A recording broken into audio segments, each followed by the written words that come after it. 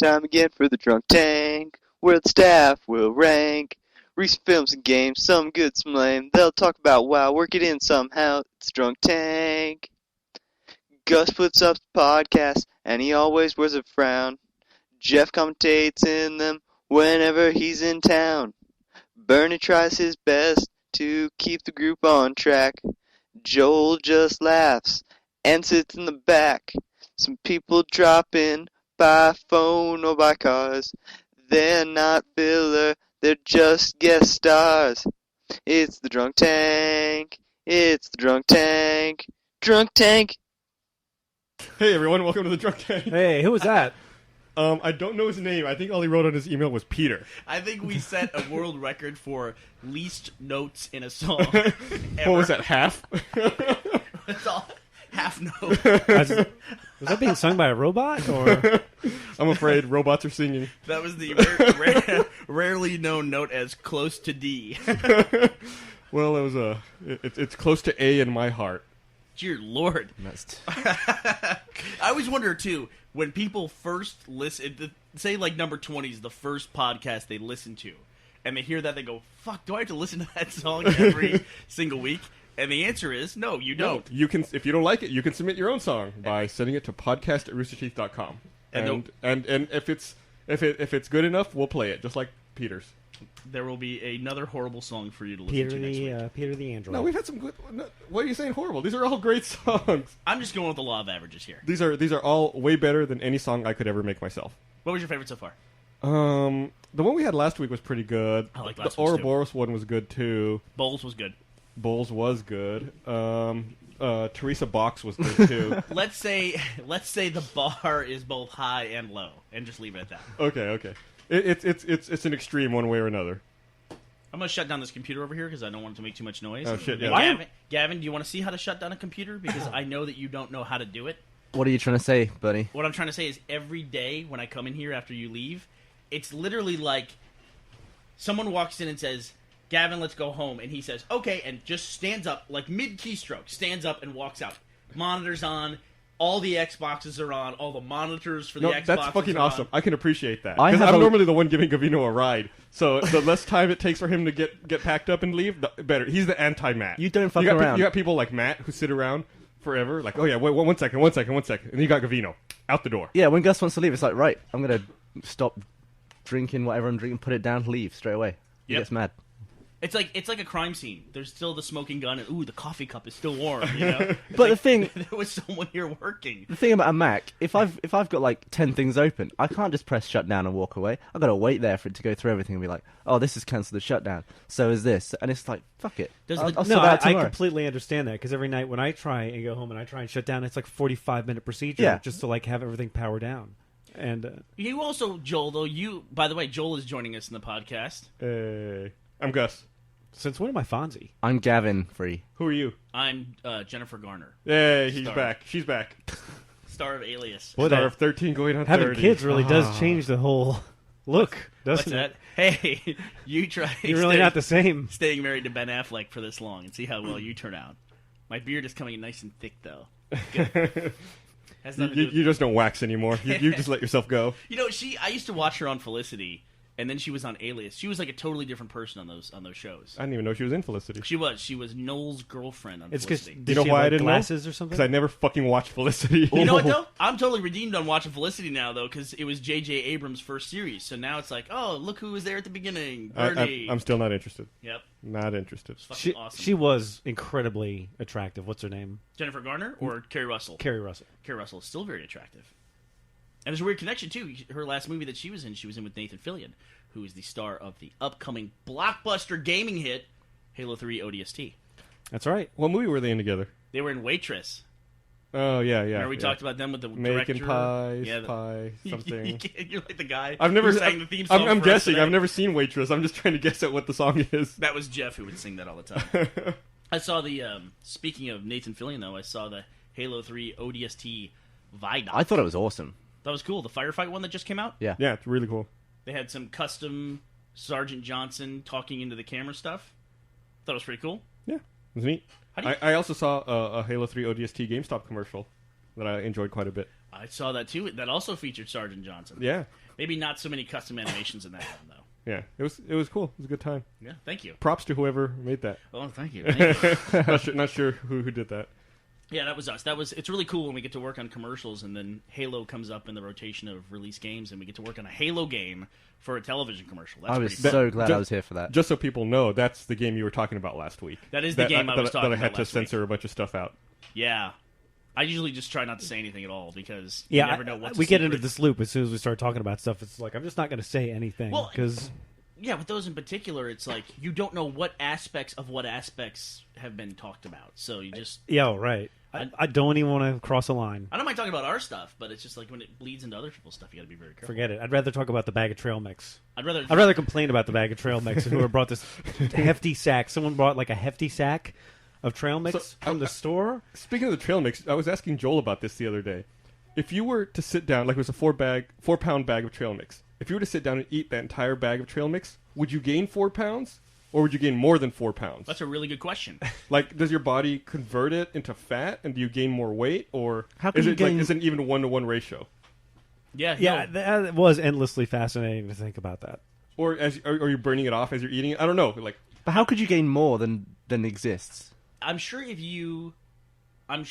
you have other metabolic processes by which... But the weight has to come from somewhere, though. yeah, but it's converting it. Like, if it's converting it from nut form to fat form on your body. But where's... Well, no, in the case of our office, it would be if you went through a bag of trail mix and picked out all the M&Ms and ate only those, would you gain the weight of an M&M? Because that's pretty much what's happening.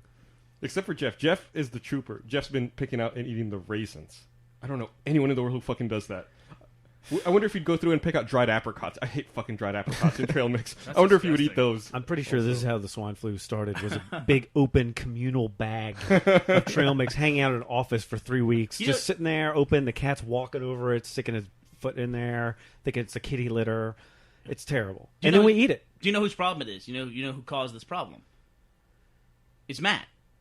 Matt won't throw anything away. He has some kind of weird guilty conscience complex about this. So what he does instead of throwing stuff away is bring it to the office, and that's how he gets rid of it. And I say, take this trail mix or take these 4 dozen cookies and just throw them away. Just toss them. And he goes, no, that'd be wasteful. It's like, how is it less wasteful for us to eat all this garbage food? That's the difference. I don't know what it is. I mean, I hit a certain point in my life, and for most of our most of our listeners who are younger, you go through acquire stuff. Eventually, you get to a point, especially dudes, you're gonna be like, why do I have all this crap? And then you're gonna hit a point where it's like, I need to get rid of stuff, and that's it. From that point on, you're just gonna be trying to get rid of stuff. I was talking with Griffin the other day about the level of maintenance that the average American life takes now. Just because you have, like, my parents probably had a phone bill, an electric bill, and a water bill. That's probably what they had. I mean, they didn't even have cable. They didn't have internet. They didn't have Netflix. They didn't have all these other subscriptions, things that go along with it. Maybe a magazine, if they had that, which not everyone did. It's just like, everything you got to do to maintain your life is just, it's ridiculous. And It's it's like all a- the crap. That reminds me. I was watching a documentary. My wife was actually watching this documentary the other day. It was streaming on Netflix. I think it was called God Forgot About Us. It's about these... here's another thing that was brought to the office instead of being thrown Hey, away. listen, Joe the cat. I bring cats, he brings food. That cat has an amazing, like, whenever we're recording, whether it be video or audio, he knows when to meow. So I was watching this documentary, and long story short, it's about these kids in Africa who are running away from civil war, and eventually a couple of them are allowed to emigrate to the United States. And they come to the United States, and it follows them for like the first 3 or 4 years they're in the United States. And like towards the end of the documentary, they're talking to one of the guys, and he's got his checkbook out, and he's paying a bill. And he looks at the camera and he says, "Look, I have $200 in my hand right now. When I came to America, if I had $200, I was rich. I had so much money. And now, it's all bills. I have to pay my phone bill. I have to pay, my utility bill." And he just went down the list like, this $200, it's already gone. He's Yeah. like, where did my money go? Welcome to America. It's like, you're living the American dream, buddy. Yeah, it's like now you're in it, pal. Enjoy it. Wait till he gets married. Then you don't see the money in the first place. You just see the bills. Zing. Well, I had you guys saw what I did for my wife to reach recession level spending once the recession started to hit. The NASCAR checks? Yeah, I bought my wife. We had to renew our checks. And you get, when you order checks, you get like 250, right? Yeah. And so my wife says, we need more checks. And I'm like, I haven't written one check or 2 checks since the last time we ordered checks. You've written 248 checks? Is that possible? And so in order to curtail spending, my wife goes to like these little boutiques, that have stupid names where she buys like a pair of jeans that somebody already owned, yet they increased in value. Somebody else is wearing jeans that actually appreciate in value. So I said, okay, I got a great idea for this. I'll order the checks. I got it. So I ordered NASCAR checks with Old English font for our name and address, and then you can get like an affinity watermark. And I chose the truck driving one, which has a big like tractor trailer rig on it. So Nice. My wife will not use these checks. My anymore. question Didn't you is, have like a NASCAR? Like a NASCAR symbol on there? Yeah. So like Jeff Gordon? It literally has a track with the cars, going by where you're riding. Like, Oh, it'd be awesome if we could make that noise as you were signing. If But my I question- could get a sound chip in the checkbook, I would have. Where is your wife writing checks? Yeah, right? Because Everywhere. anytime I get in line and there's someone in front of me writing a fucking check, I want to kill them. I with was my going to eyes. ask that. I've Yeah. never written a check. What do people use checks for? Like, I assume they use it to steal groceries. That's every time I see someone pull out a checkbook in the grocery store, I'm convinced that they're writing a hot check and they're stealing all the groceries. Well, there's some people. There's some places you go that don't take credit cards. Like a babysitter won't take a credit card. A guy who does your lawn doesn't take a credit Well, card. but do they Pay not? cash. Do they not take cash? Yeah. yeah, but I would prefer not to have my wife have ready access to cash as opposed to checks. So, At least you have to go through the effort of like writing and. But she literally made the statement like, I have a problem with these checks. It was funny at first, but now it's like I feel so embarrassed by them.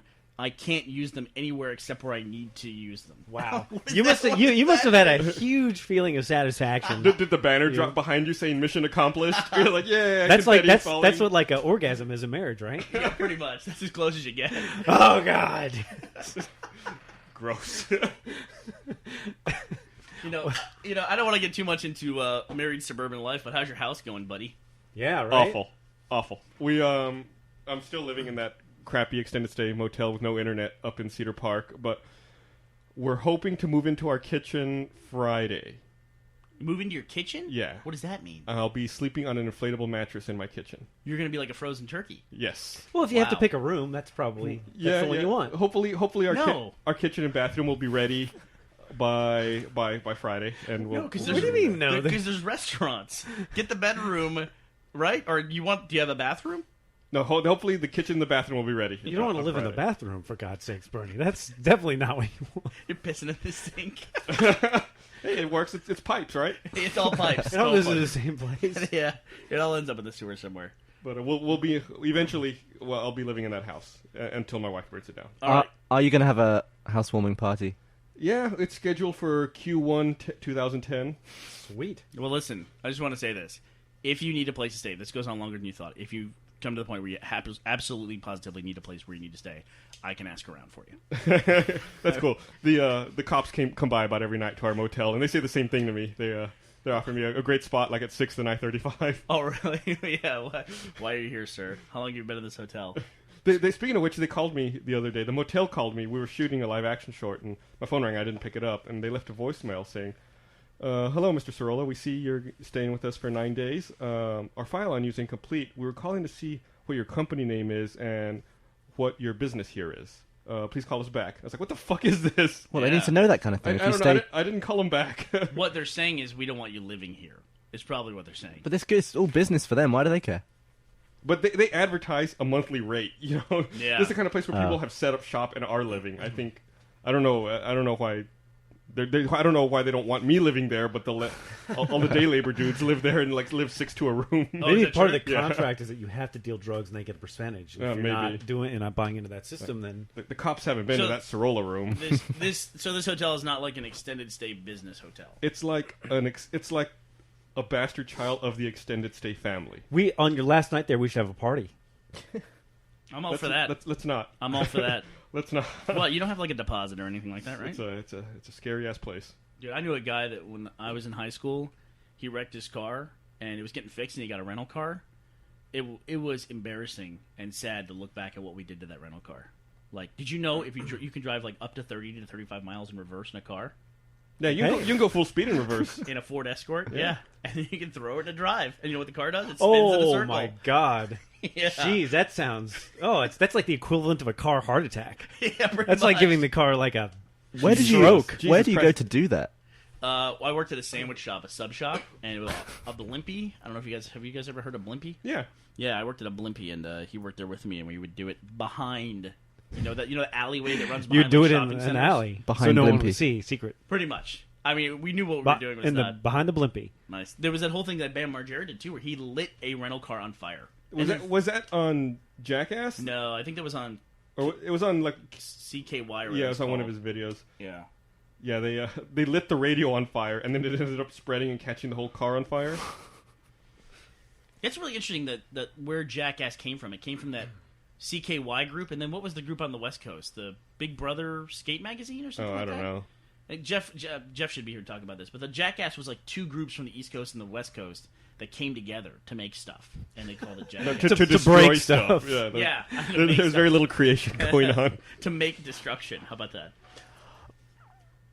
What are you doing to the cat? Gavin's getting attacked by the cat. He always does during the podcast. At least they didn't make noise this time. So, Gavino, I'm glad to see you don't have coffee this week, and I'm glad to see the trail mix isn't in here, because I am so sick of trying to edit you slurping out of a coffee cup or eating trail mix out of the podcast. This may be my first podcast with no food items. There is no food for Gavino ever in a podcast ever again. Because I have to sit there and fucking edit the disgusting chewing noises out. You think, what is the deal with them? Is it like all British people are animals, or is it just because you're younger? Is that the deal? I can get away with it because I'm young. Is that what it is? Sure, why not? Griffin says that you guys will be in the living room, like watching TV, and you will literally just stand up and walk away from your trash and all that stuff. And Yeah, well, I don't have any trash, but Ben. Let's So- not talk about that. so it must be a function of being younger. Then, so the younger you go, At first, I didn't believe that, but after looking at where Ben has been sitting, I totally buy. And it's like I made a comment one time because I walked by the desk and I saw just like piles of garbage or whatever, and then literally about 6 inches away from the garbage on the desk, there was the giant trash can next to his desk, which he's not using. There's a giant trash can right there. Ben, if you want to use it. And then yesterday, I went and noticed that, of course, the trash can is totally full and buried under the desk now, so no one else can have access to the trash can but him. is he in that He's got it all worked out. is he in that trash Jenga mode where it's like yeah. above the Oh, normal yeah. fill Except for level? it's under the desk near all the cables and everything. So I mean, Nice. That was this will be the source of the fire. That was a weekend where I had to come in and work on an episode, and Ben came in with me, and he sat behind me on this couch. And the next day, it was like you couldn't see the couch. He got through about 5 Coke cans and like a ton of M&Ms. It was like, and oh my god! he will eat stuff. Like he eats stuff that just produces trash at a greater level. Well, think how messy his desk would be if brownies had bones. It would That's disgusting, dude. Oh my god, I just got grossed out. Oh. it would be like a bear cave over there. Well, if they made the bones out of chocolate, Brownie. now, actually, that's a great idea. Brownie skeletons everywhere. Oh man. Oh man, that is. Little imagery for you. Nice on a Wednesday morning. I picture like a kiwi, like the bird, like a kiwi bird, and just like you're picking it up by the beak and putting like the body in your mouth and just like eating it all off, and the skeleton comes right Like out. in a cartoon where they shove the fish in their mouth and pull out the bones. Exactly. God, I wish I could eat like that. I really do. I really wish I could go somewhere, take a whole fish, put it in my mouth, and just zoop, pull out the bones. Who was it that was talking the other day about how cartoon steaks look just so delicious? Was that you? It was me and Matt. How a cartoon steak Yeah. looks like the most Like delicious just like thing a on the planet. big There's nothing ham. more pure, right? There's nothing more pure. There's no hair on a cartoon steak. You'll No. never see. And it's like one consistent color red. There's that nice ring of fat on the Yeah. outside. It's got the ribeye bone. The marbling is Yeah, perfect. Yeah, it's just like they just cut it with a knife, and it's like just looks like the most succulent thing of all time. And apparently, in the 50s, that's all people fed to their bulldogs. They fed them steaks. Cartoon food is always good. I remember I used to watch a lot of Tom and Jerry, and I always ate cheese because cheese and Tom and Jerry look just delicious. Yeah, cheese looked awesome there. And they had steaks. That's where the bulldogs had the Yeah. steaks. That bulldog outside with his little puppy dog. They always had a steak. Tom and Jerry was great. How old is Tom? It's probably like 70 years old or something, right? That's probably from the 60s. Is it? I think Yeah. I think the earlier versions are even before that. I Because think it's color, so it can't be too far back. I can't right. believe you brought this up because I actually saw a Tom and Jerry cartoon like a day ago. Oh, really? How, And where? it seemed like On some of TV? on TV. I just was going through and you know, it's weird to think about. Like when we were younger, that's the kind of stuff we saw on TV. Like I remember being young and not having very many channels, and I'd have to spend my Saturdays watching the Andy Griffith Show, and all these black and white TV shows, the Beverly Hillbillies, stuff from like the 50s and the 60s. And I don't think anyone nowadays ever watches those shows. I don't think you can watch those shows on TV anymore. The Munsters. I remember that's all you would always see. Three's Company. Like if you go back and you try and watch like an Andy Griffith show or something like that that's like way back, it's really, you have to like readjust your mind. You're watching it like a document or like something from out of a museum. It's not for entertainment. It's for something else. It's like, wow, this is what life was like a million years ago. Dude, we used to watch Little Rascals. That's from the 20s, man. Right. You know? Three Stooges? Three Stooges? Those are old, like, short films that used to be before movies in the 30s and 40s. Mm-hmm. You know? And I watched McKill Time in the summers. But there was a weird thing, too. Like, as video became a prominent technology and stuff converted from film to video or to TV, video looked like hell. Like, when I watch old football games, that's where I see it the most, is when you watch, like, a Jets-Bills game from 1981. Mm-hmm. Like, those slates that come up, the graphics are friggin' terrible. I mean, any kid with a Final Cut could do something 10 times better than that now. And so there's a lot of stuff that, like, from between, like, 1965 to, like, let's say 2000, it just doesn't stand up. It doesn't look like a real production, whereas stuff that was shot on film, like Little Rascals and Three Stooges, that might still bridge that gap. Well, that's because they didn't have any graphics. I can't believe they switched from film to video when video looked so terrible. I mean, who decided cheap. that was okay? Probably cheap. Well, it's cost effective. Processing time was the big thing. Yeah. Yeah, I guess. We shot a film in college, Matt and I, the film that Matt and I met to make. And Joel, you were in that. That was extraordinarily like a stressful time because we didn't have money and we were shooting it on film. Yep. We were shooting on film, and that was it, man. That was a limited amount. So it's like when we started rolling, that was it, man. You were burning money, and you could hear it. Yeah, you crazy. Push the button, and it was like what, $10 a minute basically to run it. I work with high-speed cameras, but my boss used to work with high-speed film cameras, and he'd have to load up like. Well, explain what high speed means, because it's super slow motion. It runs the film through the camera at super speed, and he used to put like 1,000-foot roll of film, and it would go through the camera in 7 seconds. I believe it. How much would that cost? I always heard those high-speed film cameras, too, especially if it's 35, right? I always heard those high-speed film cameras that there was no take-up reel, that it would just spit the film into a bag because it couldn't spin. There were some that did that, but he used Photosonics cameras, which they always had like another reel. Yeah, I've never seen that. A take-up reel? Wow, so they would have to spit it into a bag and then they'd have to reel it up later? Some of those military ones where they do like 10,000 frames a second, they were doing those on film. There was no way to roll the film back up that fast. So they would just literally just spit it into a bag in a big pile and then like reel it back up. Each shot you did would require like half an hour worth of cleaning because like you'd open it and like there'd be like just dust and shit everywhere because film moving at that speed is just mental. Must have been all the emulsion coming off. And yeah. Check the gate means something totally different, right? Yeah, some of the stuff Gav has done, I've seen all over the place. Those videos of the people busting the water balloon on somebody else's head. Yeah, that's Gavin shooting that in his backyard at like 16 years old. I walked into the hideout when I was here last time, and someone was watching that. Do you remember that? It was your first hour being in the U.S. Yeah. You walked in and saw something you had made playing on someone else's laptop in the coffee shop next door. That was really weird. She really freaked out. I couldn't believe it. She freaked out. That was filmed in a garden in Oxford, in England. I mean, and it's been watched where I'm standing in Texas. Yep. It's crazy. My favorite thing that you've worked on, which was a commercial project, was the throwing tiny pies at flies. Yeah, the millimeters matter thing. Samsung. I fucking love that. Yeah, I love those little pies. Look so perfect. Once again, going back to perfect food, those little pies look so perfect flying through the air. Cartoons got pies right too, man. If you go back and look at those pies, I'm just saying this is why you never see trail mix in a cartoon. I don't think I've ever seen a vent hole in a real pie. But they all have those little vent holes, like that inner circle around them. It's just perfect in a cartoon. And they're typically blueberry. Dude, I am starving. You know what I hate is that you introduced me. Bernie had this weird thing about sliced tomatoes. It's like Bernie will not eat sliced tomatoes, and I had to like figure out why. Why won't Bernie eat sliced tomatoes? So I started asking him questions about it. Now I don't want to eat sliced tomatoes. I don't want to eat sliced tomatoes. Nope. Thanks. And I'll eat just about anything, but cucumbers and sliced tomatoes, no way. I'm not a fan of either. Nope. I'll eat tomato in any other form. Tomato paste. Gross. I won't eat a sun-dried tomato. I won't even eat something that has sun-dried tomatoes in it.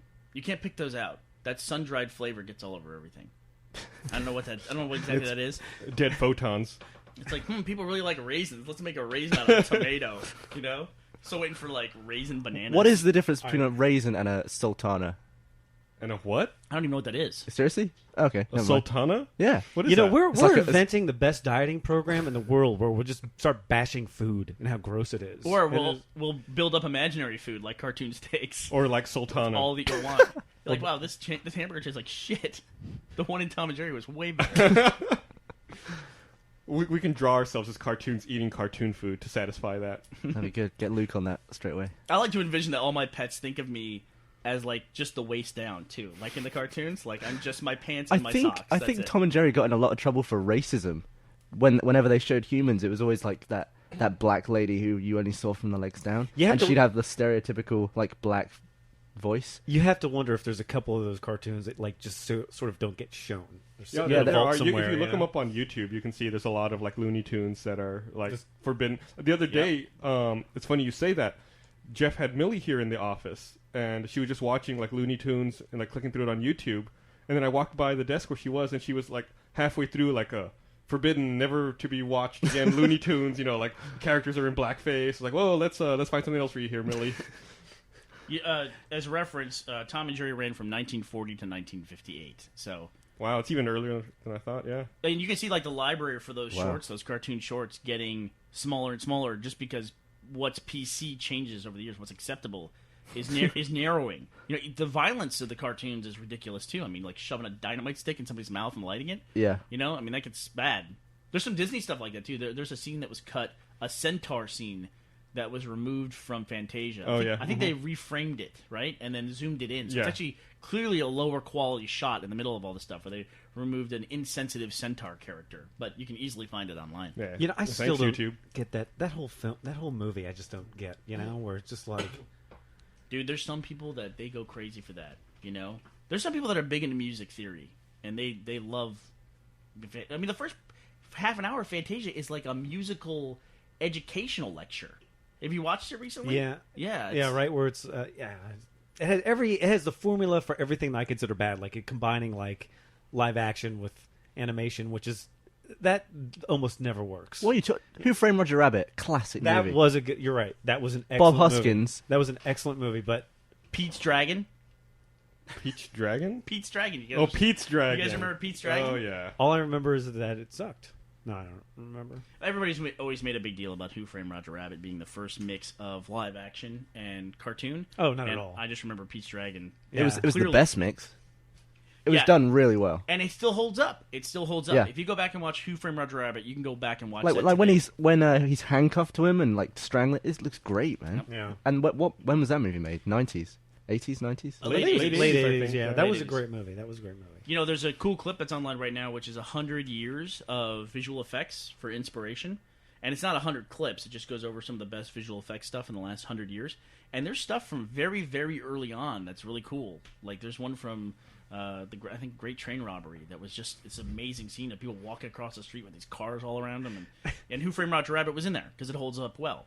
Stuff like Episode 1, not so much. That was a weird situation where I first saw Who Framed Roger Rabbit on TV, and they cut out all the scary stuff with like Christopher Lloyd when his mask is coming off and his eyes are like popping out. Yeah. And I remembered the movie. I was like, I'm gonna watch that again, and it scared the crap out of me. Like the uncensored version was like, whoa. I'm glad they censored it when I first watched it because I was a lot younger. Well, stuff in the UK gets much more heavily censored, except for... Which is funny because there's more like a camera on every city block. That's true. They have to edit lots of footage. We have this theory that they're going to just turn London into a giant like reality show just because it's like cameras on every. Why waste the footage? It'd be great if they try to take it to court. And it's like, well, here's the footage from that corner on that day. It's like, where's the robbery? It's like, oh, we had to remove that bit. it was too offensive. Well, it wasn't working. It was far too There, violent. there was a headbutt in there. They take out a lot of headbutts in I know. America, though, right? No. Oh, no, they don't? No. I remember that came in Episode 2 of Star Wars. That's the only difference between the UK version and the US version is Obi-Wan Kenobi headbutts some... I think he headbutts Jango Fett in the American version, and he doesn't in the UK version. I remember... Say, what? They remove headbutts in the UK. What? It's true. Darth Maul, There's a lot of headbutts taken out of the Matrix, and also there's like a double-handed slap on each side of his face. They can't show that either. Like a. What? Did you ever have those ads where it was like, do you have Tango? Do you have that drink here? Tango. Is it because it has the name butt in it? No, I think Tango's called Fanta here. Oh, we have Fanta too. Tango's something different. And there used to be like an ad campaign where a guy dressed as an orange would come up to someone and slap both sides of their head and be like, "You've been Tango," and it got banned because everyone did it, and it's apparently really painful. And they can't show that in any movies. Okay, so here's a question. And Morpheus got Tango. Like they have a different like deal over there, right? Where it's obviously like they can't show anything violent. Apparently, is what I'm learning. But they can show like a lot of sex stuff. So if you had a choice, No. would you rather live like in the U.S. where you could show all violence but no sex, or would you rather live in Europe where they show all sex, no violence? I've always thought America's been backwards with that attitude of like, let's protect the kids from sex stuff and show them all the violence. Clearly, Yeah. clearly. But I understand. I understand. I don't agree with it, but I understand the logic, and the logic must be like this. The logic must be like this. If you have like kids, Yes. and it's like you show sex scenes, it's like, well, my kid will go out and screw somebody and get pregnant or whatever. But it's like if you show bank robbery, probably my kid's not going to go out and rob a bank. Yeah, my kid's more likely to get pregnant or sleep with the kid down the street than they are to become a serial killer. Or headbutt someone. But still, there's something I think fundamentally wrong with favoring violence over normal sexual behavior, you know? Why would you censor stuff that's And we're normal? all we just so we say it, we're probably all on the same page. Probably everybody in this room feels like we shouldn't censor anything, right? No, fuck it. No. We're all adults. I mean, that was what our short was about, right?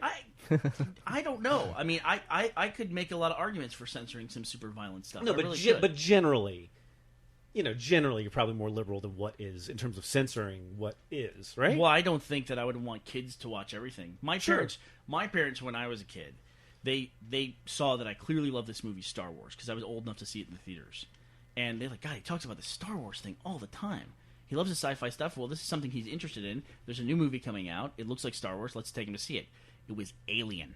And I saw Oh, yeah, dude. The same thing happened to me, dude. I was like 7. I was scarred. That movie scarred. Oh, no question. My parents... I've censored pictures. I mean, I'm not really into it, but I have censored certain pictures on the site, where it's like some idiot is like uploading pictures of like some guy that like shot his own head off or whatever. And it's like, I don't want. That's not cool. I don't want to. Yeah. No, yeah. There's some stuff you definitely like. No, I agree, but I'm just saying with what with the guidelines that exist, we probably skew a little more. Right. What I'm saying is, I'm saying that in terms of censorship, if people want to seek that stuff out, anything that people want to seek out, they should be able to seek out and find another. That's fine. Sure. But in a normal thing where people are in essentially a kind of public place, sure, they shouldn't be just exposed to things without any kind of forewarning. It's funny during the Blur video, and they have I'm trying to flick everybody off, and they've got the black box around my finger, and I'm moving my finger up and down, and the whole time I'm thinking, every time I move my hand up and down violently, is that like another 3 hours for Matt and Nathan? Yeah, pretty much.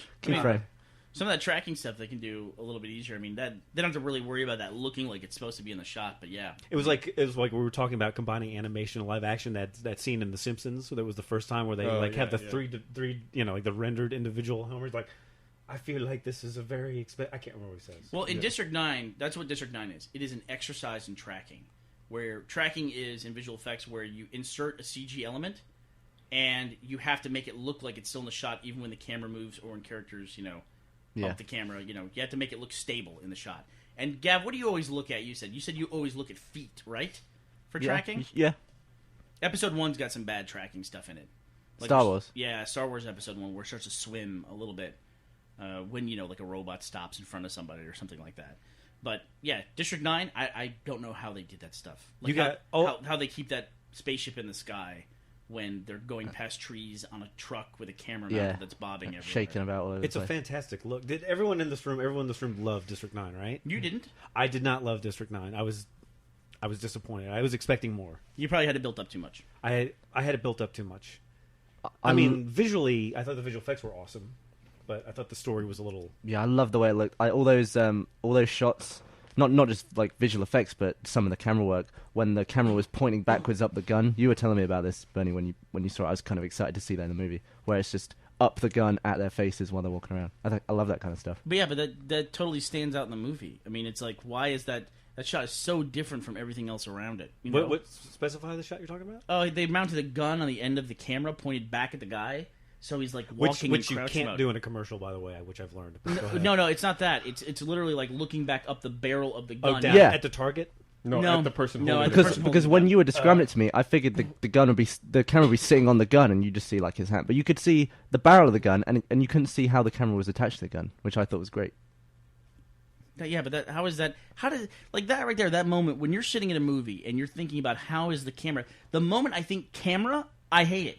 Right. And I'm out of it. You know what I Already? mean? Unless you're all actively- you're all unless excited because you're trying to figure out how the camera's attached to the gun. I just thought it was an interesting shot. It looks like the camera's floating in front of the gun. Yeah, I but like see, that. to me that ruins the movie. Why does that ruin the movie? Because at you're no thinking- point do you see the camera. No, you're thinking Because the about fourth the camera. wall's gone. Yeah, Because the you're, fourth wall's you're gone. thinking, how did they shoot this?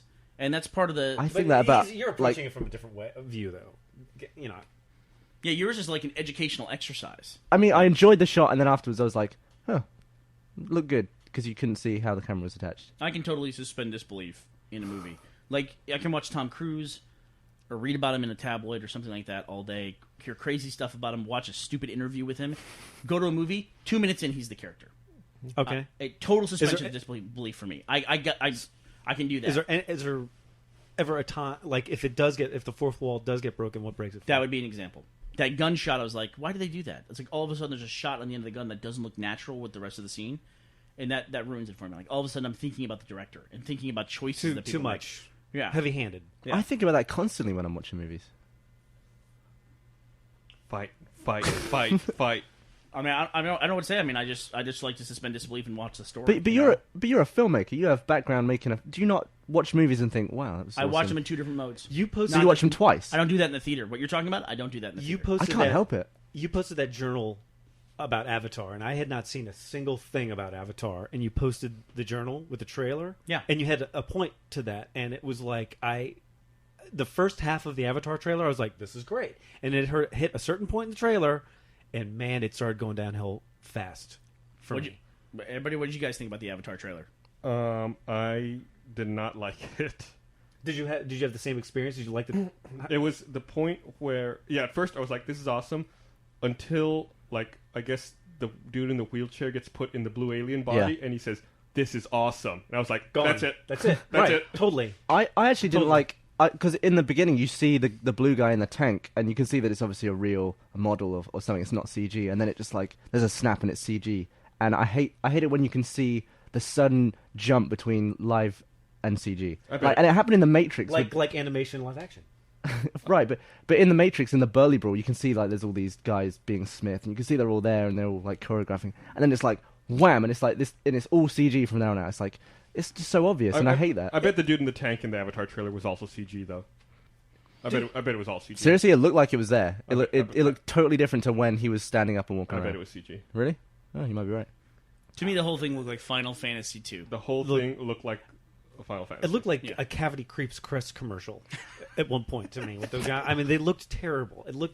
Man, I think They looked terrible. Joel and I are like in the I say that reference might be too old even for me. we're in the early '80s Saturday morning cartoon the references. cavity creeps. If you don't know what a cavity creep is, you wanna- got you do your research. That's before my time. Do you want to talk about Schoolhouse Rock? How a bill becomes a law and all that? But the Avatar thing to me it was so much hype because people saw it at Comic-Con, right? And Oh, yeah. all the hype, this is why I identify with your District 9 problem, is that I got so much hype about Avatar, and when I finally saw it, it was supposed to be this new kind of filmmaking, and all I saw when I watched that trailer was, I think that James Cameron has taken that bait that so many directors have taken, that CG looks just like real life. That it's all photorealistic. And they've been taking that bait for like 15 years.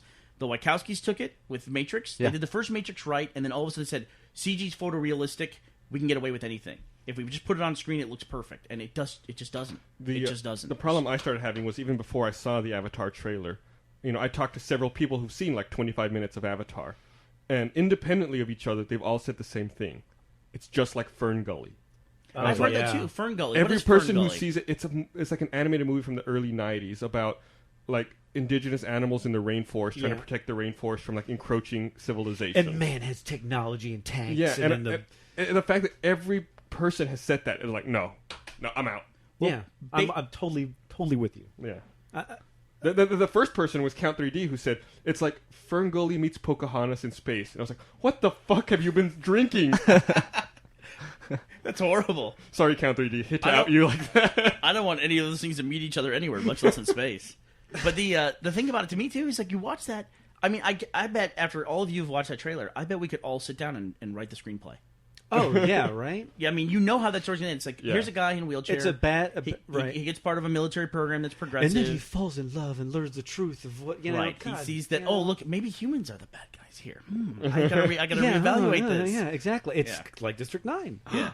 The one thing I just want to know why the visual effects in Jurassic Park hold up better than the visual effects in Avatar in the movie I haven't seen yet. Yeah, right? I mean, some things just do. Some things are done well, like Jurassic Park, because they use some models. God. Yeah, it's animatronic stuff. I'm actually getting angry. I bet we'll be watching Zathura long after we're watching Iron Man. I just don't want to see another movie for the rest of my life where the human beings are the evil. But I'm tired. I've seen that story again and again and again and again and again. Just stop it. Just stop it. I have an idea. How about a movie where there's aliens, and the aliens are fucking evil, and they're bad, and the human beings are good people? Like an alien. Like Independence Day. Or Predator, right? Or Mars Attacks. Mars I don't Attacks. know. I just don't like the heavy-handed messages of, we're going to take a sci-fi movie and make it about environmentalism. Well, it does make you wonder, has every possible story been told? Yes. Of course it hasn't. Yes. Ridiculous comment. Well, every Hollywood formulaic story has been told, and that's... District 9 could be... I mean, everyone talks about District 9 essentially being a remake of Alienation, which I could see people's points in saying that. But it's another year where most of the stuff we're watching is either adaptations from a book that was very popular, a sequel to a movie that's already done well, TV show. Yeah, or a remake of another movie that's already been made before, Yeah. or a TV show or something like that. It's just... We're kind of in a cycle. I look at the internet. I see a lot of the same stuff on the internet. There's very little original new stuff on the internet. But there's a lot of re-reporting of stuff and a lot of rewording and regurgitation of one guy makes something and there will be another tier below that guy. Like, say, a New York Times story. 20 bloggers will take the same story and just re-report it. And people read the blog because they don't want to read the original creator stuff. Mm-hmm. Yeah, I don't know. The creative driving force in Hollywood and entertainment is the business side of Hollywood. And that's what it is, right? It's the business side of everything, right? Right. Well, I saw Hurt Locker. I don't think that movie's going to make a lot of money. And that movie was freaking awesome. I've heard great things about it. It's great. It's a cool story. It's a war movie unlike anything else you've ever seen before. The battles in that movie are probably just like battles you would see in actually in Iraq. And it's cool. It's not big explosions and people jumping around. I mean, I don't want to spoil too much, could potentially be a spoiler, but there's a sniper battle where they're literally sitting there looking down the barrel of a gun for 8 hours and trying to stay hydrated. You ever see Enemy at the Gates? Was that the... Yeah. I was about to ask if it was like that. Another great war movie. Mm-hmm. Totally different than everything else. You watch tanks roll by in that movie, and it's a movie about Jude Law and Ed Harris as snipers. Jude Law's a Soviet sniper, and Ed Harris is a Nazi sniper. And it's just them trying to, get angles on each other. That's all you're watching. Mm-hmm. That's what makes Bourne Identity cool, too, right? Is, the fighting is different, you're in a kitchen hitting people with a spoon and shit. Bourne Identity's got some camera control issues, though. Those Bourne movies, they're a little jittery. Hey, man, the fact they turned Matt Damon into an action hero is pretty fucking impressive. I mean, those are engrossing as shit. Yeah. I don't know. It's like engrossing as shit, by the way. Gross. Back on the subject of... Well, no, shut up. Okay. Talking about filmmaking and movies and all this stuff, this is a little bit of an offshoot, but yesterday I found this camera, I guess that Fuji makes, that is a point-and-shoot camera that allows you to take 3D images, or 3D photos, and record 3D movies. And I did a little more reading about it. That's a lie. And apparently the way it works, it has two lenses. Since it's a point-and-shoot, it's like a rectangle, there's one lens in the upper left corner and one lens in the upper right corner. So whenever you take you can enable 3D mode. So whenever you take a picture or record a movie, it's got these two offset angles where it's looking at everything, so it captures. But how does it know where to direct both? Does it focus the lenses into each other on the same point? Because the horizons would cross at some, and it would be like. There's got to be a point in space. I don't know how you would specify it in the UI, but it's got to be a fixed point. Since it's a point shoot, you can't adjust it. You can't move the lens. So I don't know if there's some menu control for it. But I've done some work with 3D, using two cameras at the same time, and you can't really do it with two side-by-side cameras only to a certain point because everything behind where they cross will just go crazy. So you really need like a camera and a mirror, so they're both looking down the exact same line and then slightly offset. But I don't. It's like an imperfect way to do 3D with two side-by-side lenses. I don't know. I'm really, really curious about this camera. I want to. It sounds like at least check it you out. started going down the path of. It's bullshit. It doesn't exist. Until I see it, it doesn't exist. Yeah. And then when I see it, I'll let it blow my mind, and then it'll be part of reality. Well, if it makes you feel any better, the reviews I've read for it are terrible. I believe it. It's got bad image How the quality. fuck do you watch it? We don't have 3D screens. I don't have 3D picture frame at home. Do you? We can invent 3D paper. Does everyone have a holographic inkjet printer that I'm not aware of? 3D is the future, but it's one of the hardest things to describe to someone who hasn't seen 3D. Like, they have to see it. You can't be like those check out pictures. this. Like, they'll show a picture of this camera with like a picture it's taken. It's just a picture. It's like, where's the 3D? You can't see it. You have to show someone and push it in front of their face and say, look at this in 3D. I think it's a fad anyway, don't you? Yeah, I think it's a huge fad. 3D. There's some people. I Always think like been a weird marketing fad. Yeah. who is it? It's like Jeff thinks that 3D is the future of cinema and that this is the birth. No, this is terrible. I hate it. You really? Yes. Did you see Coraline? No, I didn't see Coraline. I saw Up Fucking in 3D. great. Up is the only movie I've seen in 3D. I don't like wearing glasses over my glasses. Okay. Why can't they make fucking clip-ons? First of all, let's be honest. What we're talking about right now, technology, yeah. what we call 3D, is not really 3D. I mean, it's a representation of 3D. We're still watching a 2D image, right? Right. And so Yeah, 3D cinema will be big when it's really 3D, when it's holographic. And you don't have to put fucking glasses on. Right, exactly. I haven't seen a 3D movie in like a very long time. I was a big holdout. I hadn't seen a 3D movie No, since the 80s. Right. You know, and I went and I saw Up in 3D. And Was it looks better? It looks phenomenal. Oh, It's really beautiful to look at. I just don't want to watch a movie like that. Sure. You know, the whole time I was concerned about this weight on my face, and I was having to push up, and like, are my glasses a little off? Well, that's why they called it Up. Yeah, things don't look quite right. Let me adjust my glasses. Okay, there, it looks good again. Well, The working title is Up. You're going to have to move your glasses around. Gus actually has eyeglasses, so glasses over your eyeglasses is kind of a pain. Yeah, in the they ass. made them a little big to Yeah. try to fit over the glasses, but it's still fucking glasses on glasses. Yeah. And anytime you have to have that accessory, you know, I don't want, like, playing a game, you know, I don't want to put anything else on. I want to use my keyboard and my mouse. That's how I interact just saying, with the computer. one- when I go to watch a movie, I want to look at the screen. That's how I interact with it. One time I had to wear contacts over contacts. So Oh, gross. Did you really? What? yeah, What you had like for when you worked on Buffy yeah. or Angel? Excuse me. Yeah, it was a creature. I had to You wear had your two prescription lenses contacts and then colored. over. Yeah, Could you see? Now, was this one of these it was things? very uncomfortable. Let me tell you something that I know about movie production in Hollywood, and that is actors fucking lie to get jobs. Okay, and I bet Joel was asked, "Do you wear contacts? Because you're going to have to wear prosthetic contacts for this part." And Joel said, "No, it's fine. I'm fine. I don't wear contacts." And so now then they get the makeup chair and like, "You have fucking contacts, asshole." He's like, "What are you going to do? Let's put the contacts over the contacts." Like, I've heard people say like, "Yeah, I can sword fight, absolutely," and they get the part and they can't do anything. They can't dance. They can't sing. You know, they have no typing skills or whatever the hell they need to do. It's like, yeah, I can mountain climb. No, it's like everybody puts that stuff on their resume, right? Like sports, you know. And I put like sports on my resume, and that led me into a situation that almost killed me. Did it really? But, what yeah. happened? You had a box or? You had to catch. You haven't heard this story? This is an old Oh, story. right. But it's like, yeah, I'll tell it some other time. But it's basically, I had to catch Randy Johnson. But it's like, I think I already told that story. Yeah, that would kill you. Yeah, I would be glad that I'm a catcher and already crouching because it'd make it that much easier for me to crap my pants when Randy Johnson starts winding up. I was uncomfortable opening up my genitalia. Really, too, was the main.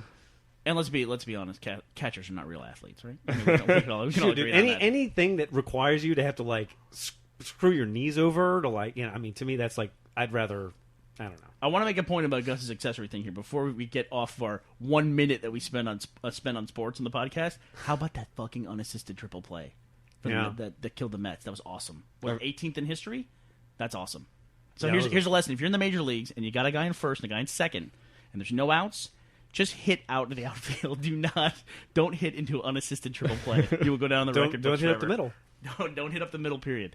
Okay. Got to turn on that stuff. You were talking about accessory stuff. Right. Okay. I reached the same conclusion. I don't want to deal with accessories either. Okay.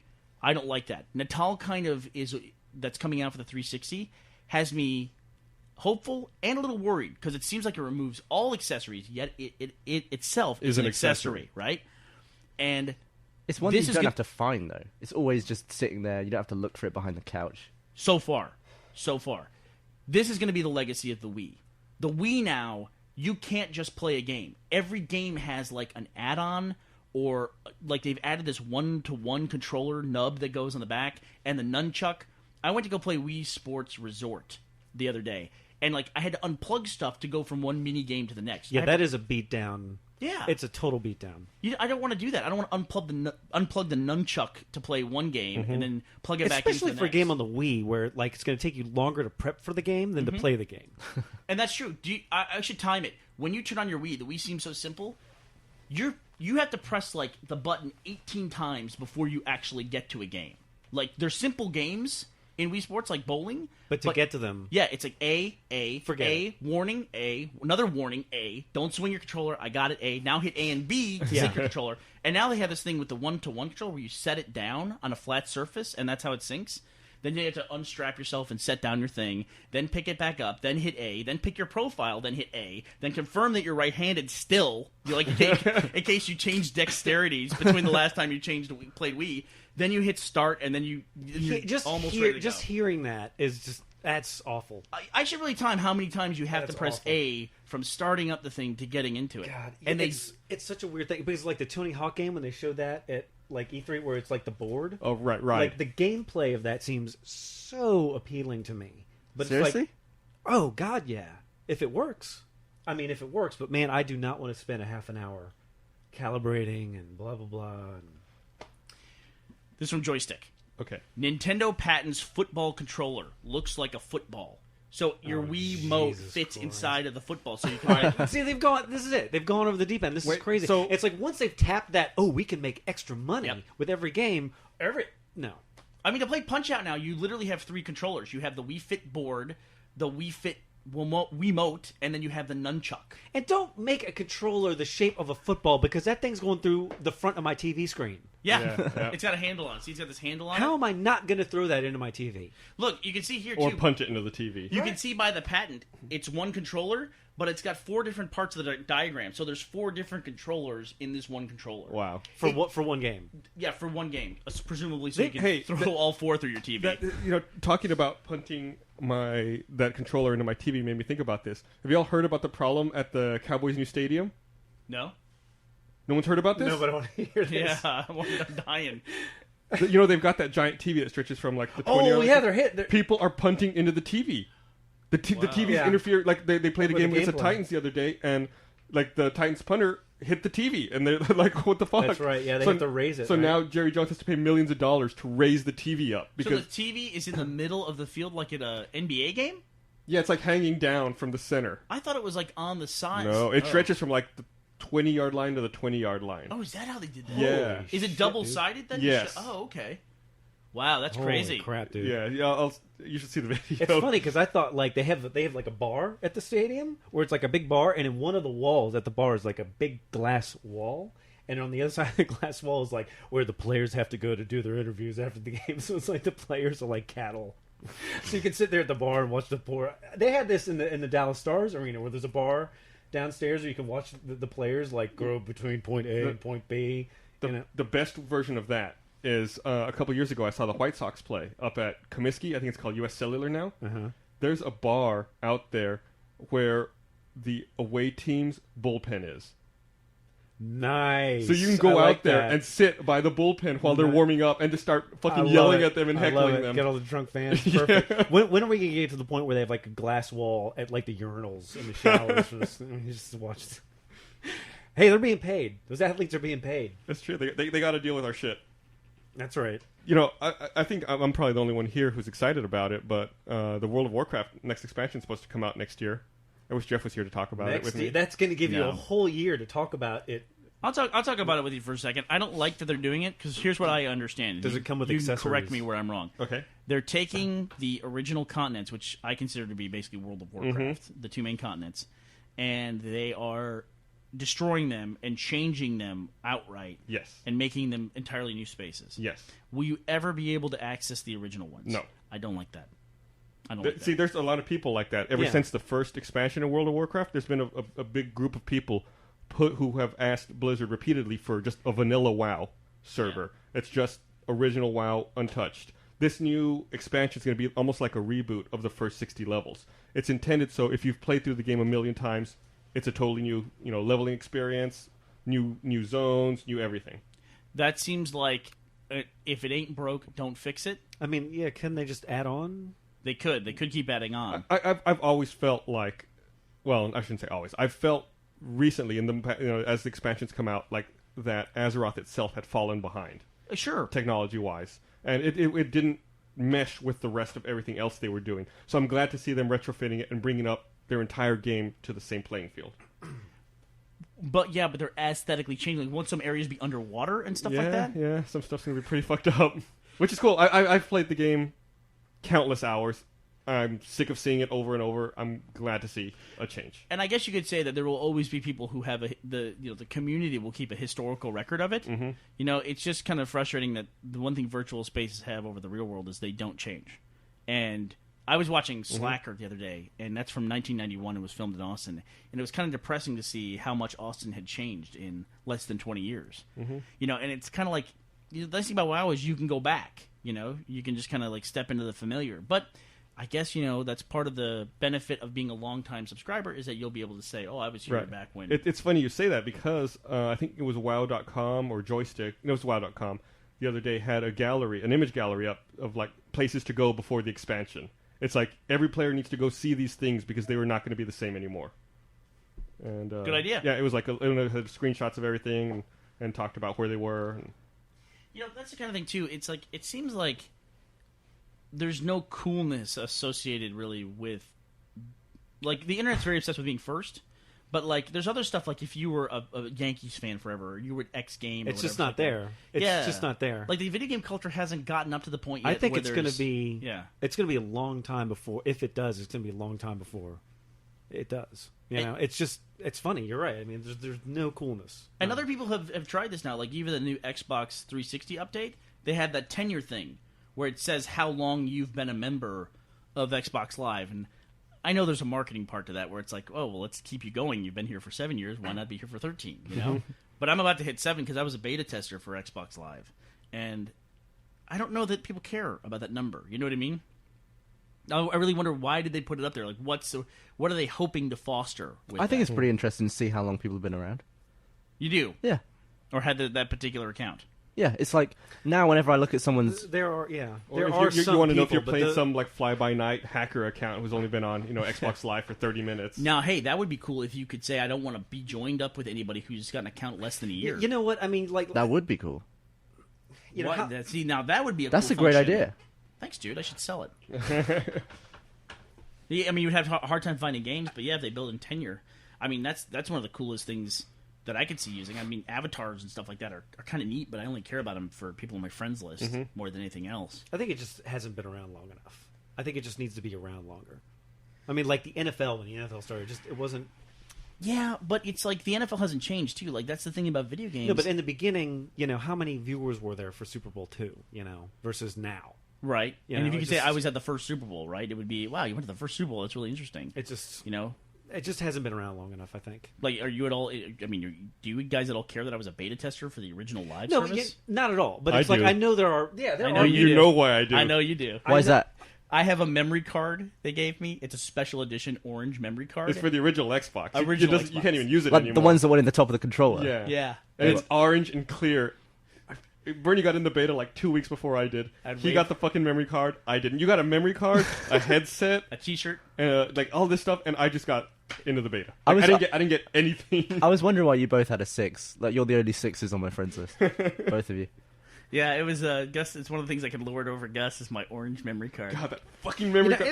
I don't know that it actually any of this stuff ever will be cool. I don't know. Well, because it's like access. It's like it's technology. New's always better. The new stuff's always better. It's we talked about retro gaming last I don't week. know. They're like, I'm going to take this back to WoW. There are like some things in WoW that you can't get anymore, and just aren't available to you, and you only have if you've played a long time or if you played back in the day. Like, for example, for people who've played WoW, like old PvP ranks. Like, on some of my characters, I can pop up a rank that's like Senior Sergeant or whatever. Can't get those anymore. I'm a grunt. That's awesome. Yeah, only people who played like 3 years ago have the ability to have these old titles. So can you like retain items that you can only get if you played 12 years ago? Yeah. That's I've pretty cool. got a bunch of stuff that I had from way back then, and You just can't find it anywhere.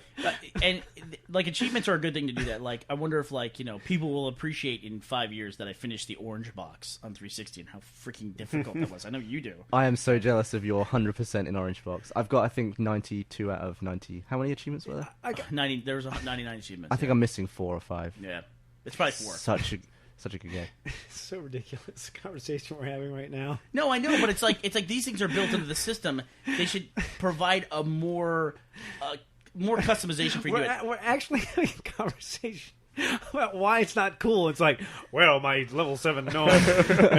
No, it's not cool. It's not cool. Gus. How dare you? How dare you? I disagree. Does it say anywhere how many hours of WoW you've played in your life? You can log into individual characters and type a command to see how long you've played that character. You don't do that. I could probably add up all of my characters if you. I should do that. You should do that. Because that would be a horrendous thing. Like I've played 4,500 games of Halo 2 and 3,000 games of Halo 3, and at some point Burnie added up how long I'd been playing in total, and it was depressing. How long was it? I don't know, over a month of total gaming or something. I want to say it was 128 days. I subtracted 8 hours for sleeping. And said if you did nothing but play Halo 2 and 3, it was something like 100. Oh, really? It was that long? So I would have to... I've got that destroyed. Yeah, I was going to say, because wow, but that is a depressing stat to me. Like, that's a percentage of my life. After this... Careful there, Bernie. After this podcast, I'll add it up, and we'll post it. Yeah, that'd be... You know what we should do? We should have bets, and we should try to get like an over-under. Like, see who can get the closest to Gus's amount of time. Maybe we should do that in the Drunk Tank group and offer a prize to whoever can come the closest to do it. So how would you do it? By total hours played or by days you would have had to have played? Well, it tells you... It breaks it down. It says, like, I think it gives you hours, days, months, weeks. I think it breaks it down like don't that. do it. Do it, Gus. So I guess we'll do... Whoever can get closest to the number of hours. But what if you find out that you've spent... I bet it's not 4% of your life playing a game. I bet it's not as high. I bet it's not as high. Like, as it's funny how we started a conversation about it being cool, and like to me, it's dissolving into making an argument that maybe it's uncool. Well, the cool stuff is, I mean, we spend a lot of time on this stuff too. It's like I always said, the thing that's wrong with video games, which the whole culture needs to get over, is, and you're falling prey to it right now, Joel, is that anyone who's worse than me at a game is a shitty loser and they suck at the game and I'm awesome. Anyone who's better than me at the game is a fucking loser with too much time on their hands to play. Or a cheater. It's like the only people you respect are the people at your level that you just beat. That's it. And, and it's like, we know people who are much better at gaming than we are. And like Jeff, everyone Jeff knows is better at gaming than he is. And so, except for Gavino. Hey. Yeah, he thinks Gavino's worse. No, I've seen it. I don't know that it's... I'm not sure that it's possible. I could be completely wrong. If I am completely wrong, it's just going to take time. But it will take time. But the fact that anybody can pick up a controller and sort of compete with you at any point in time, and I just don't know anything. Any platform that a 7-year-old could realistically outpoint you. Yeah. I think it's just not going to be cool. I think Tetherball. Or even like an 11-year-old or a 13-year-old. Here's a great example. It's just not going to work, dude. I got 13-year-olds I know that could outpitch me, and I recognize that pitching is an awesome skill. I think it goes back to what you said. I'm making a stand. There is no 13-year-old on the planet that can outdo me in any sport. Now I know that's step right up. I know that's potentially wrong. You're so but dumb. Potentially. I know that's potentially wrong. But that you could somewhat, at least in my mind, I can say, that's true. And most people could say that in their own head. Well, I guess you're taking the assumption that like gymnastics is not a sport. I'll fuck them all up. Yeah, or sewing Nikes. The thing is, it goes back to what you said about Hollywood and business driving it. Is that I'm sure when people were playing baseball all day, I'm sure a lot of parents were like, "Who cares that you can hit a baseball? I don't care. Right. Go plow the field." And then, but now that it's a viable skill where people watch it and it has millions of dollars backing it up for billions. It becomes a viable thing. Even now, if you're in high school, you hear stories all the time about major leaguers who are like they're in high school, and these years like, this is not realistic, blah blah blah. But there's other stuff that people can do that you recognize is athletic talent. Like, I'm just pulling something out of my hat here. I hope I'm not going to offend anybody. Like archery, if someone hits 4 bullseyes, I'm like, okay, yeah, that's cool, great, good for you. Spend all your life on the archery range, because there's no professional archers, I mean, but if that guy can sit there and sink 6 3-pointers in a row, I'm like, God damn, did you see that kid? He sank 6 3-pointers.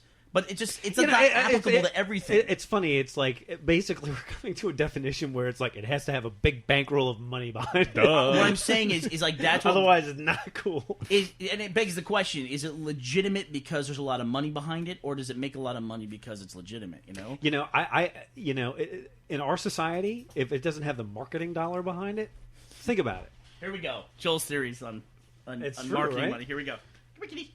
It's true though. All right, do we have anything else we want to talk about before we wrap up? Well, no, like you're not into achievements, right, Gus? No, not really. Continue this discussion, but yet Which you is kind weird, of an got excited anomaly. about the fact that avatars could have trophies that came out of the game and you could put on your avatar. Yeah, I like things that are more tangible. Like even I know that's not tangible; it's not an actual clothing item, but I like either an in-game representation of it or like some other kind of reward rather than a website I have to go to check my. Yeah, score. yeah, I do agree that it's nice to have the avatar with something on it because it's the first thing you see. I wish there was a feature where you could pick like 10 achievements that you've got and put them on the front, and everyone can see your proudest if you wear achievements. like medals. Yeah, I totally agree with you. Yeah, because I would. There's some achievements that I'm so proud of, and you've probably got a lot, like 7 Day Survivor. That took you a long time. If you put that up there. If you could do that, I would go after achievements. Seriously? Yeah, if I could pin medals to my avatar's clothing to show achievements I've got, I would care. And I wouldn't go. Maybe I wouldn't go out of my way, but I'd play a game and be like, oh, if I play just a little more and got that achievement, then I could put that on my avatar. Makes I'll total do sense. that. Makes total sense.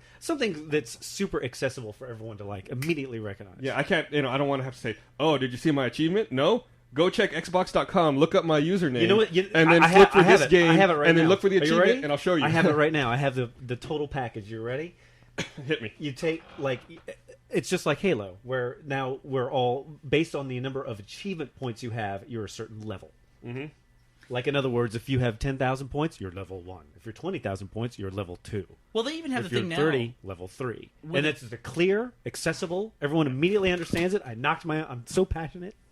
But then, His headphones flew off like that 50 cal ricochet. Do you but remember that? they have that with the gamer score. I mean, they have that, and then people just approach it in a different way. And of No, course, but it's like that would become your avatar as a number. yeah. I mean, And that's it.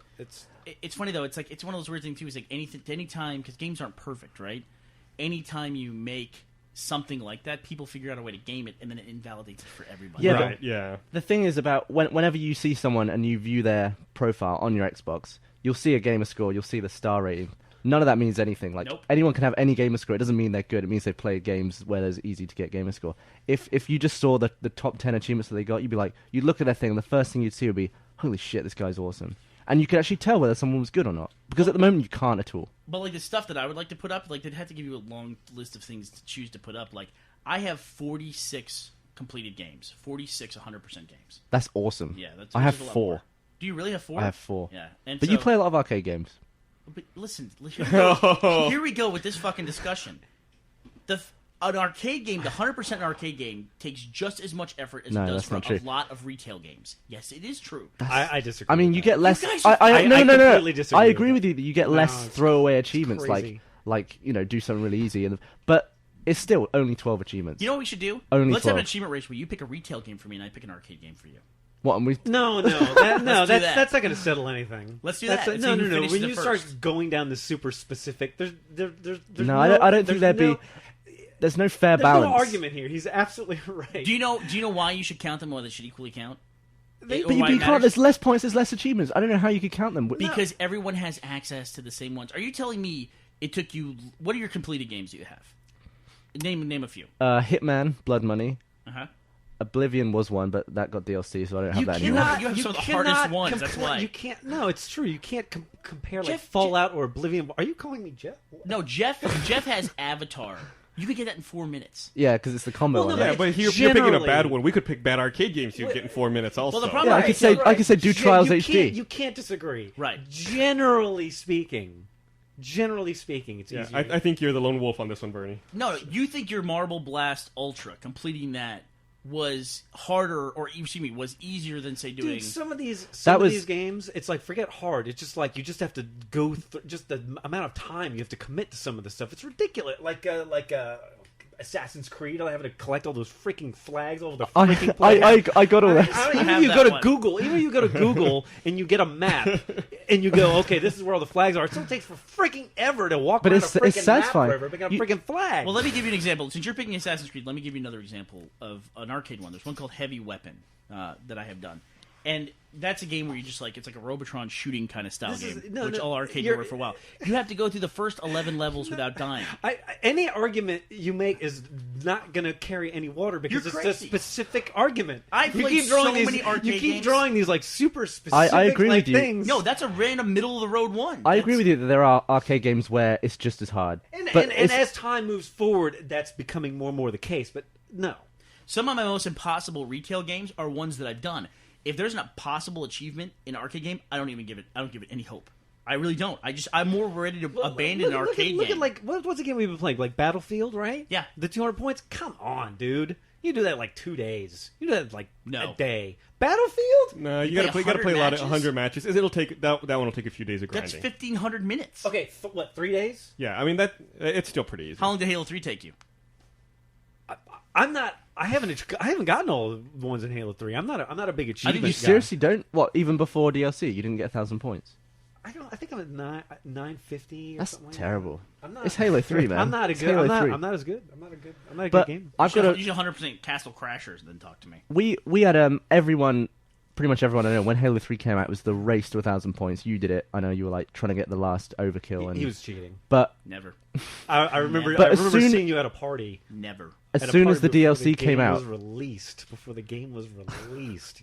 How would I do that? We were at the party. We were at the Halo 3. We're at the Halo 3 launch party with Bill Gates and drinks If and it's an a open launch bar. party- And where's Bernie? He's trying to unlock I achievements. will say this: Halo if 3. it's a launch party, it's not cheating. Yeah. because the game is launched. In fact, No, because it was before the game was launched. so no, you no. had a head It was start. before the game was 2 launched. hours. It was before the You game bitch. was launched. That's 2 hours. 2 That's hours. nothing. I had played through the whole campaign a week prior to that, fully, and I so I had to play through the campaign again. So And you tried to cheat with that. I did try to do it. How did you try to cheat? I brought There's my no- memory card. Yeah.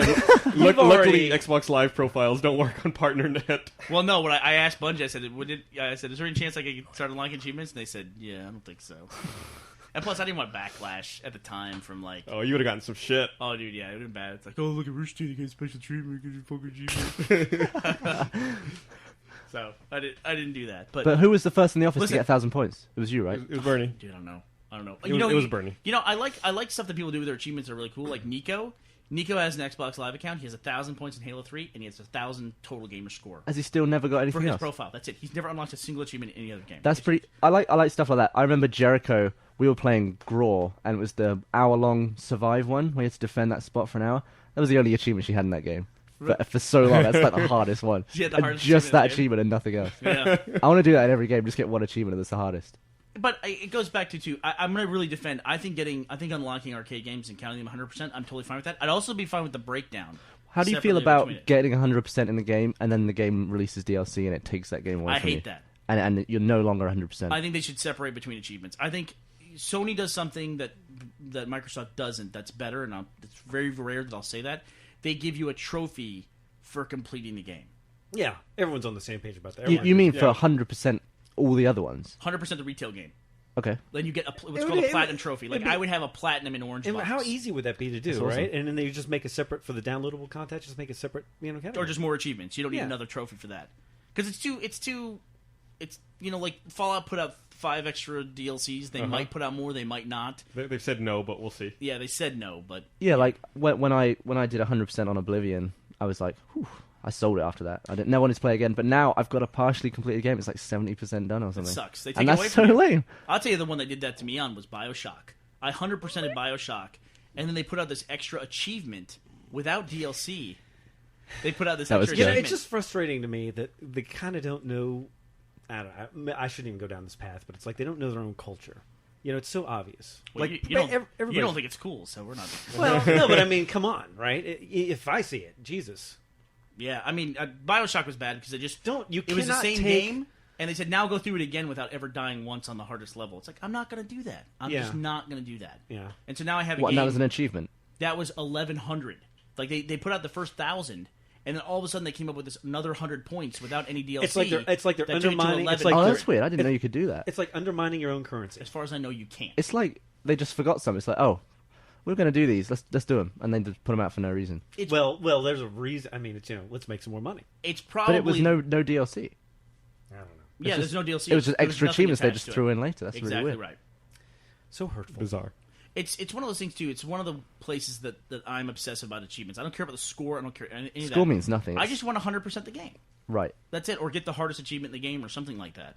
And when I do that, then it gets taken away retroactively. I can't stand that. I don't know why that is. And I get mad when I start a game. And yet Barry Bonds is going to have the home run record. Yeah, right. Exactly.